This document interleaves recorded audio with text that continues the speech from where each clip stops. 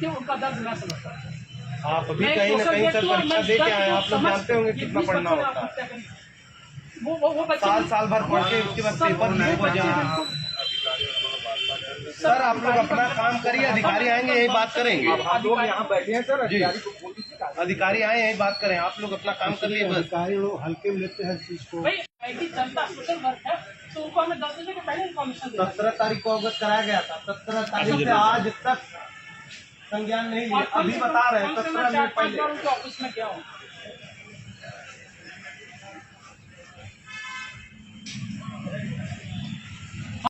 यही इसीलिए बैठा हूँ। आप लोग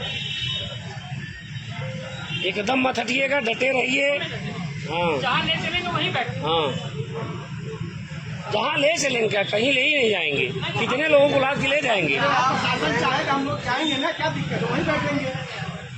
अरे हम लोग शिव जी को पिंडी थोड़ो वाली चाहे जे हिला दें।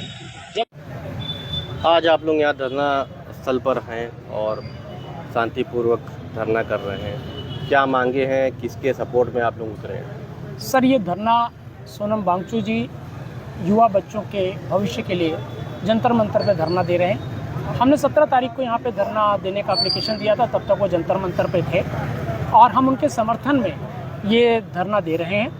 हमारे युवाओं का भविष्य उज्जवल रहे, इनकी परीक्षाएं बिल्कुल नीट और क्लीन हो और इनके मेहनत का परिणाम मिले, हम इस वजह से ये धरना प्रदर्शन कर रहे हैं। और ख़ासकर इस सरकार में जो हमारे शिक्षा मंत्री हैं, 93 हमारे पेपर लीक हुए जिन पे इनका कोई एक तरह से इनका कंट्रोल नहीं है।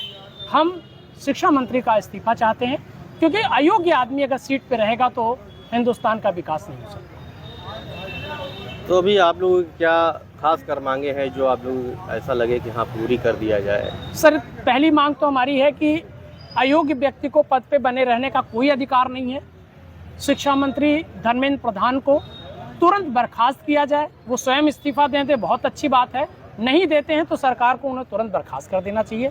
और जो हमारा पेपर नीट का लीक हुआ उसकी वजह से ये देखिए ये 20 मेधावी बच्चे, इनकी तस्वीरें हमने लगाई हैं, ये 20 मेधावी बच्चों ने इस वजह से क्योंकि इनको उम्मीद थी कि हम इस बार डॉक्टर बन जाएंगे, जब इनकी वो उम्मीद टूटी तो इन्होंने आत्महत्या कर लिया।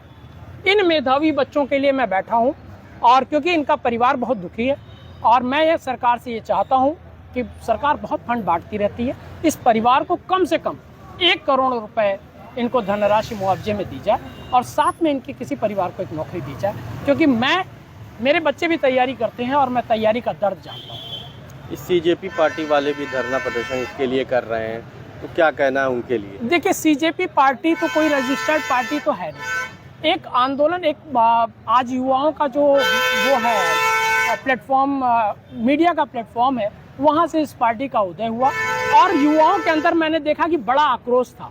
वो आक्रोश आज आपको जंतर मंतर पे दिख रहा है, उनका कोई राजनीतिक मोटिव नहीं है। ये जेनजी जो पीछे हमारे बैठे हैं, इन जेनजियों का आक्रोश है।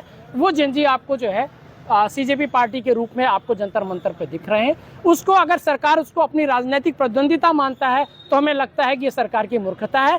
इन जेनजियों की बात सुने, उस पर अमल करें, उस हिसाब से अपने नियम कानूनों में परिवर्तन करें। वो उनका कोई प्रतिद्वंदी नहीं आ गया, लेकिन इस सरकार की ये नीयत है कि अगर हम उससे कोई चीज़ पूछते हैं, उसको बताते हैं, वो सुनने को तैयार नहीं, वो जो निर्णय ले लेते हैं उसी को सत्य मानते हैं। इतने बड़े पेपर लीक के बाद अगर वो क्या कहते हैं धर्मेंद्र प्रधान का इस्तीफा नहीं ले रहे हैं तो आप इससे समझ जाइए कि वो किस दिशा में जा रहे हैं।